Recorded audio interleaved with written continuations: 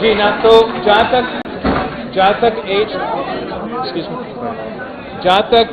تک ایج کی اگر خاموشی ہوگا تو زیادہ آسان ہوگا میرے لیے اپنا سوالوں کا جواب دینا. تو جہاں تک ایج کی بات ہے، میرا خیال آپ کا خیال سے ملتا جلتا ہے. آبویسلی اس پہ کنسنسس بنانا ضروری ہے. ہر پارٹی کا اپنا اپنا موقف ہے. ایکسکیوز می، چپ. اگر آپ وکیل نہیں ہو تو please leave. This is the Sindh high court bar, it's not for نا. جب میرا اپنا پارٹی کا موقف کچھ ایسا ہے کہ خاص طور پہ جو کانسٹیٹیوشنل کورٹ بننے جا رہا ہے اس پہ یہ ایج کا شرط شاید متنازع ہو جائے، لیکن جو پی ایم ایل ایم ان کا بھی حق اور دوسری پارٹیز کا حق ہے کہ ان کا تجویز یہ ہے کہ ہم اوور آل ایج میں اضافہ کریں، اور یہ نہ صرف سپریم کورٹ کے لیے ہو، ہائی کورٹ کے لیے ہو، یہ کانسٹیٹیوشنل کورٹ کے لیے ہو. ہمارے جو جماعت علماء اسلام کے دوست ہیں، جب ہم ان سے بات اس وقت کر رہے تھے تو انہوں نے یہ تجویز دی کہ جو ایج اس وقت موجود ہے ویسے ہی رہنا چاہیے. میرا موقف کچھ ایسا تھا کہ جہاں تک لوور ایج لمٹ ہے، قائد عوام شہید ذوالفقار علی بھٹو کے دور میں آپ کا لوور ایج لمٹ مطلب کم از کم عمر جس پہ آپ نے پہنچنا ہے اور پھر آپ جج بن سکتے ہو، وہ 40 ایئرز تھا. اور جنرل ضیاء الحق نے اس کو 45 میں تبدیل کر دیا.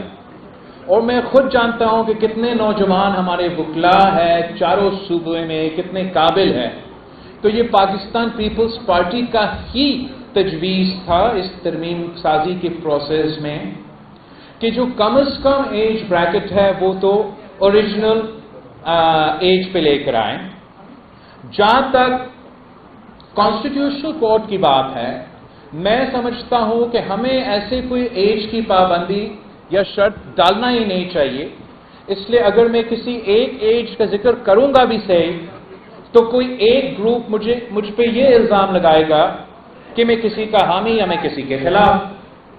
تو ہم نے بڑا سوچ سمجھ کے پھر یہ درمیانی راستہ جو کہ ہم سمجھتے ہیں کہ امپارشل طریقہ ہے کہ جیسے کانسٹیٹیوشنل کورٹ بنے تو اس کے لیے آپ ٹرم لمٹس استعمال کریں، آپ ایج کا ایکسٹینشنز کا نہ سوچیں.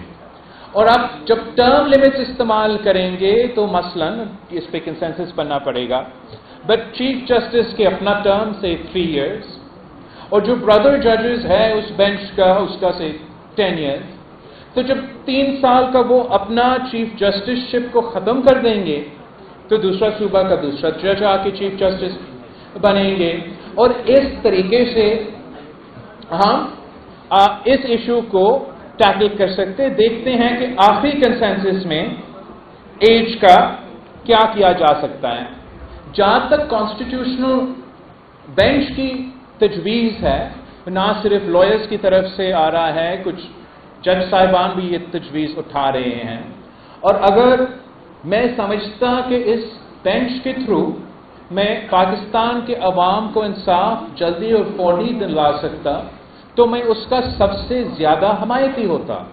مگر جیسے میں نے ابھی آپ کو بتایا کہ جو موجودہ بینچز ہیں، چاہے وہ ہمارا سندھ ہائی کورٹ کا ہو، چاہے وہ ہمارا لاہور ہائی کورٹ کا ہو، مختلف جوڈیشری سے، وہ پورا اپنا جو موجودہ اسٹرینتھ ہے اس کو نہیں مکمل کر سکتے ہیں. کہاں سے ٹائم ملے گا نیا بینچ کو، نیا کیسز، نیا سسٹم؟ جس فنڈامنٹل ریفارم اور اس طریقے سے اگر ہم نیا بینچ بھی بنا دیتے ہیں تو میں چاروں صوبوں کو کیسے ایکول ریپرزنٹیشن دلواؤں گا؟ میرا خیال میں ایک نیا بینچ ایک نیا کنفیوژن شروع کر دے گا.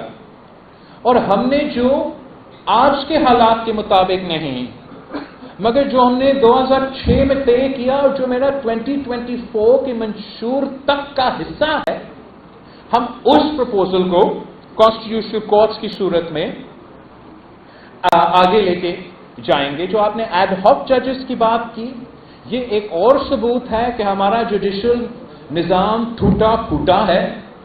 اب یہ مذاق دیکھے، آنریبل ججز نے پورا ججز کا اپوائنٹمنٹ کا اختیار اپنے پاس رکھ لیا اور وہ بھی کام نہیں کر سکتے. مطلب انہوں نے کہا کہ ہم نے ہی یہ کام کرنا ہے اور کرنا بھی نہیں. اب ہم نے بہت سی تماشے اس کی وجہ سے دیکھے. اگر یہ اپوائنٹمنٹ والا پروسیس متنازع ہوگا تو میرا خیال میں اس سے زیادہ تو متنازع نہیں ہوگا کہ ہمارا اپنا سندھ ہائی کورٹ کا سب سے سینئر جج یہاں بیٹھا رہا. یاد ہے آپ کو نا؟ بیٹھا رہا اور کہا گیا کہ وہ اہل ہی نہیں ہے کہ وہ آئی سپریم کورٹ آف پاکستان سے اپنا ہی بریڈر ججز. تو جب وہ اپنا میرٹ، آپ ان کا میرٹ کا مطلب نکالیں. یہی وجہ ہے کہ مجھے چاہیے کانسٹیٹیوشنل کورٹ، مجھے چاہیے کانسٹیٹیوشنل کورٹ برابر کے اسٹرینتھ پہ، بس. تاکہ مجھے یہ نہ سننا پڑے کہ کسی چیف جسٹس، کسی ہائی کورٹ انتظار کروایا جائے تاکہ دوسرے جج صاحبان اپنا دوستیاں نبھاتے رہیں اور عوام ان کی اس جوڈیشل اپوائنٹمنٹ کی پروسیس کی وجہ سے انصاف ان کو نہ مل سکے، وہ بینچز پورا نہیں کر سکتے. تو پھر حکومت کے پاس موقع ملتا ہے کہ بینچ پورا بھی نہیں ہے تو ایڈ ہاک جج. تو اگر ایڈ ہاک جج کا مسئلہ حل کرنا ہے تو پھر constitutional court, judicial reforms appointments کا پروسیس. جہاں تک 3 ججز کا آپ کہہ رہے ہو کہ ہو یا کچھ کہتے ہیں کہ نہیں، دیکھو ہم نے کسی کے لیے پرسن اسپیسیفک نہیں بنانا ہے. یہ فیصلے اٹھنا تھا جب بھی یہ کورٹ بنتا. اگر ہم 2013 میں افتخار چودھری اور ڈوگر صاحب کے درمیان یہ کورٹ بنا رہے ہوتے ہیں تو یہ الزام آتا. اگر افتخار چودھری اور کا ٹرم اور دوسرا جج کے ساتھ تو پھر یہ الزام آتا. ثاقب الگلزار کے درمیان یہی الزام آتا. یہی اگر ہم بندیال اور عیسیٰ کے درمیان، اور افسوس کے ساتھ جو ان سب 4 صاحبان میں سے، اور دونوں اپنے لیگل آؤٹ پٹ رکھتے ہیں لیکن جن کے کیریکٹرز پہ، جن کی پورا تاریخ پہ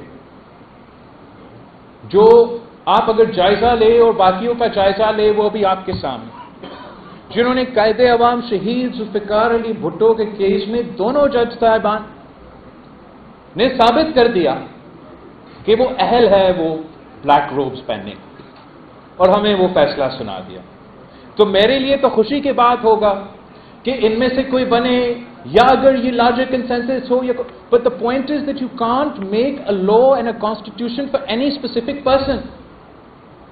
میں اگر آئین اور قانون کسی ایک جج کے لیے بناؤں تو وہ نا انصافی ہوگا. تو میرا پورا کوشش یہ ہے، اور بالکل آپ صحیح کہہ رہے ہیں سیاست تو چل رہا ہے، لیکن میرا پورا کوشش یہ ہے کہ ہم ایسا آئین سازی کریں جو پرسن اسپیسیفک نہ ہو، کسی کا حق میں نہ ہو اور کسی کے خلاف میں نہ ہو.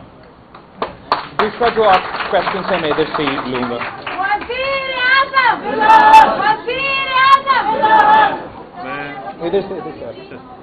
اب میں اگلا سوال، کیونکہ مجھے پتا ہے بیرسٹر ضمیر گھمرو کانسٹیٹیوشنل کورٹ کی بات مجھ سے آج سے 10 سالوں سے کرتے آ رہے ہیں، اور ان کا یہ خیال تھا کہ یہی ایک حل ہے، اور میں اسے ایگری کرتا تھا کیونکہ ہم ایک ہی علاقے سے بھی ہیں اور ہمارے ہم اثر بھی ہیں. تو میں چاہوں گا کہ ضمیر گھمرو صاحب، پہلے تو آپ کو مبارکباد دیتا ہوں کہ آپ کا لانگ اسٹینڈنگ ایک انٹلیکچوئل پروپوزیشن تھی جو اب پارلیمان نے خود ہی اس کو اٹھایا ہے. I am sure you would have played a role. تو آپ اگلا سوال پوچھیں. آپ تھوڑا سا پلیز بیٹھ جائیں تاکہ وہ سوال. جی سینیٹر صاحب. یہاں سے دیتا ہوں. دوسرا یہ کہ